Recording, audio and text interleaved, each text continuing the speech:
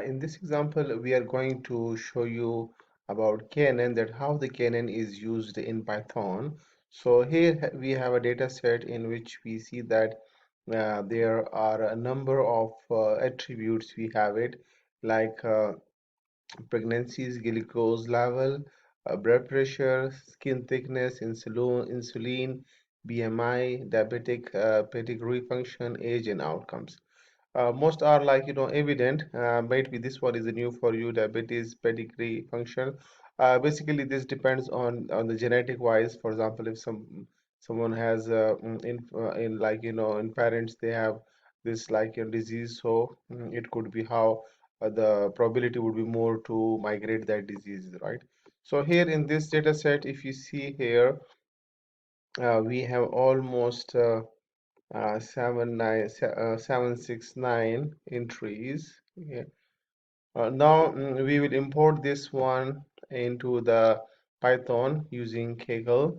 Okay, so if you look at here, we are using here Kaggle software or Kaggle website, where the data is already been imported over here. You can see over here the same data has been imported, or if you want to import some more data, you can all easily do it. Now see what are the important libraries we need for KNN, for the Kth neighborhood network. So these are the libraries which we need for our functions, or for the KNN running. Some are might be knowing like this one, NumPy, Pandas. You already used that one. Metaploid is also very popular, right? Might be there is some new one. If you see over here, Seaborn is a new one, right? And Warning is a new one. Okay, these are some new one.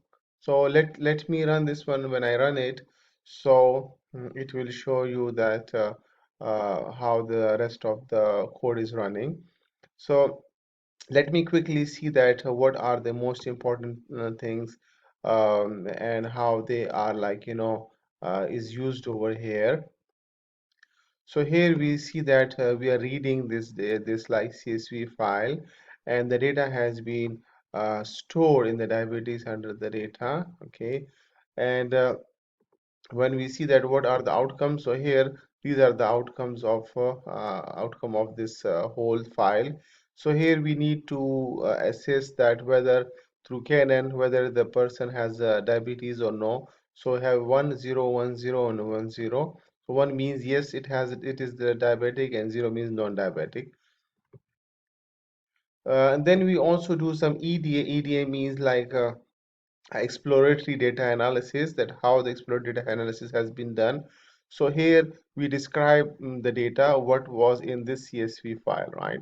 So for that one, it is very small function. If you see over here, diabetes data.info, and then in the verbose we write equal to true. So it tells us about that what are the inside story of this data.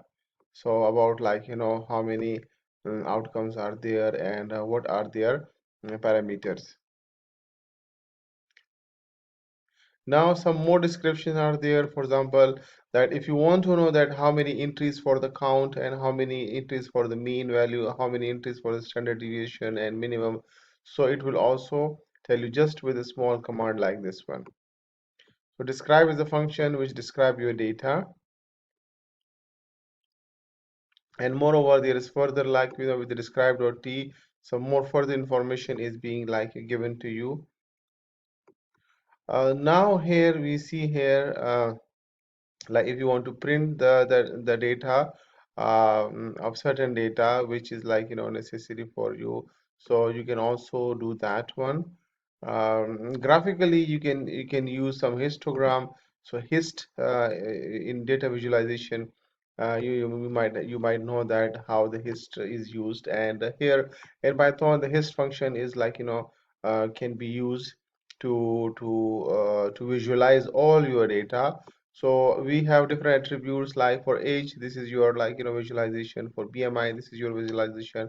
For blood pressure, this is your visualization, right? Now,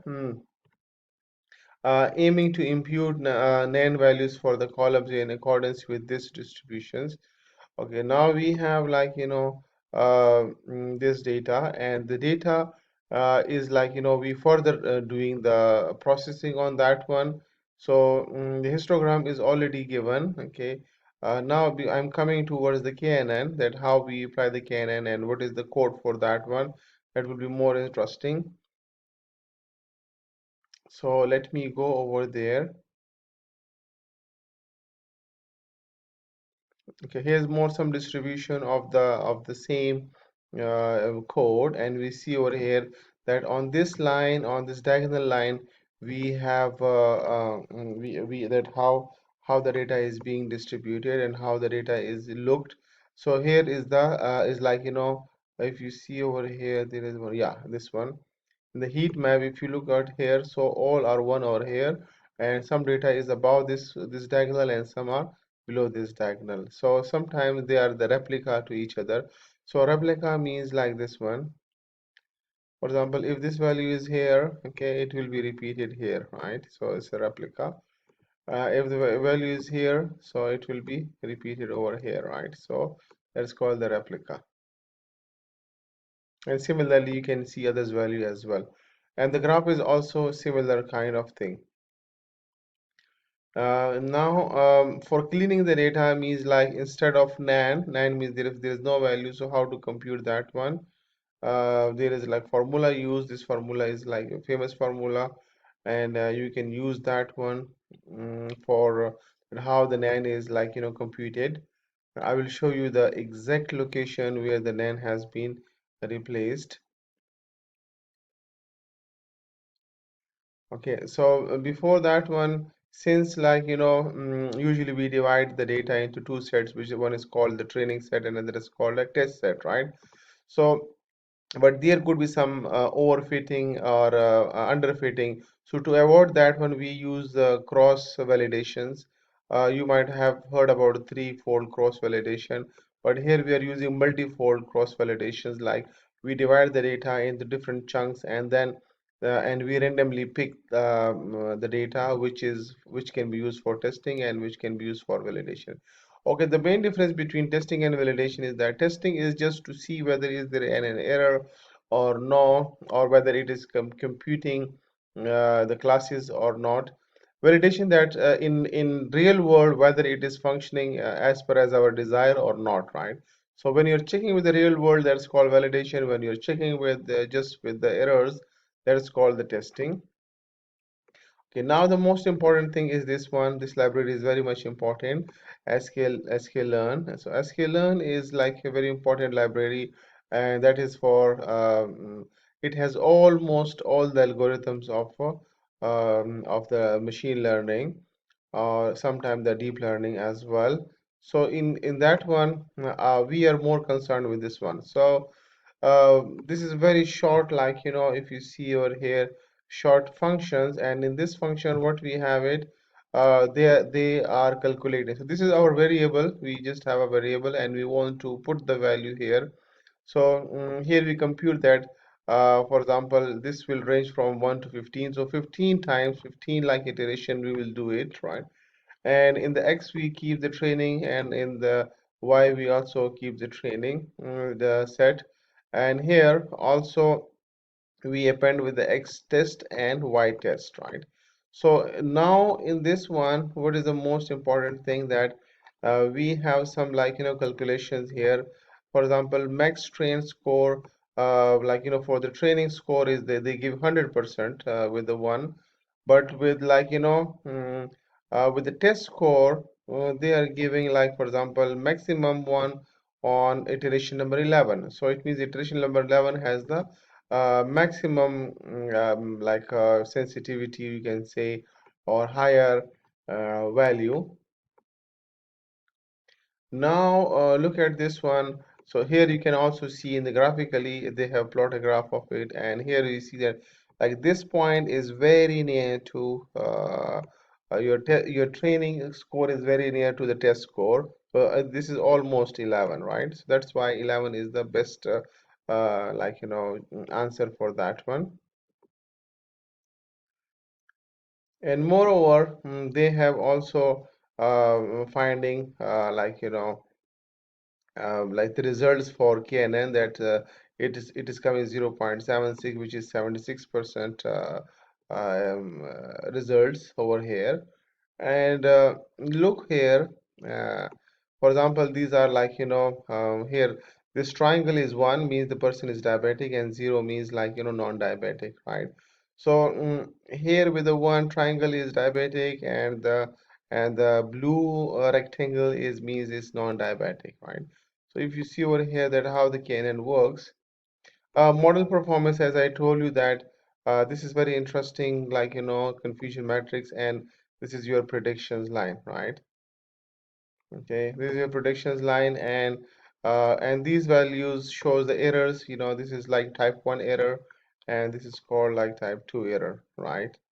So the errors, so the type 1 errors tells you the errors in the prediction line in this one. This means correctly predicted and not correctly predicted. So this is type 1 error and this is type 2 errors.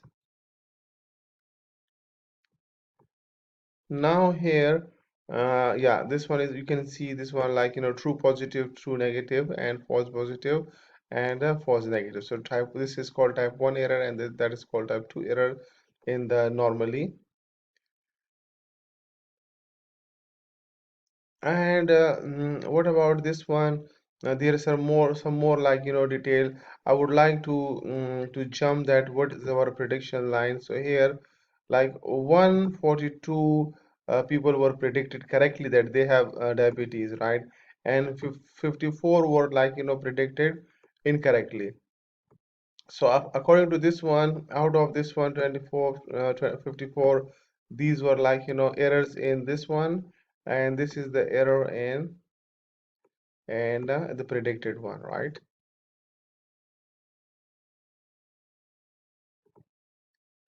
So classification report, if you see over here, this is the same thing which we discussed like before, that how true positive and true negatives are like working.